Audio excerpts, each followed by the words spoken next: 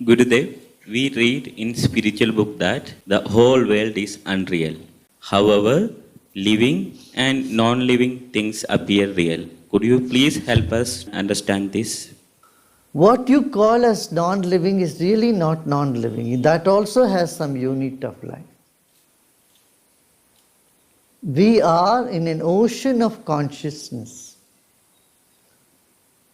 And in some places the consciousness is more obvious, in other places it is not so obvious. If there is a dog sitting and you chase the dog, it will start howling, it will start crying. And you take an axe and go and try to cut a tree, the tree also howls, but you don't hear it, that's all. Tree also has feelings. The expression of the feelings which you see in dog is not the same what you see in the trees. Our perception is very limited. And so our judgment is even more limited. So with a limited perception and limited judgment, it's a partial knowledge, rather more ignorance than any knowledge in it. Yeah? गुरुदेव, ये जो माया है उससे हम कैसे निकल सकते हैं? माया जानते ही निकलने की चेष्टा नहीं करनी पड़ती है। इतना ही समझ में आना चाहिए माया है, सच नहीं है। तो माया से निकलने की चेष्टा कहाँ होगी? तुम ये तो नहीं पूछती हो ना, अच्छा मैं सपने से कैसे निकलूं? अरे सपना समझ में आ गया, फिर निकलने की क्या बात है? कुछ नहीं करना है, मस्त रहना है, आनंदित होना है। जब तक सपना सच लगते रहे तो घबराहट होती रही।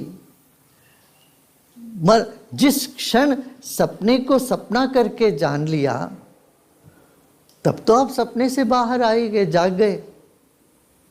तो यही हमको समझना है कि भागना नहीं, जागना है। माया से भागने वाले माया से कभी छुटकारा नहीं पा पाएंगे। क्यों माया में भाग रहे हैं ना, वो इससे बड़ी माया है। ये समझ में आ गया ये माया है तो जाग गए, जाग गए तो भागना कहाँ?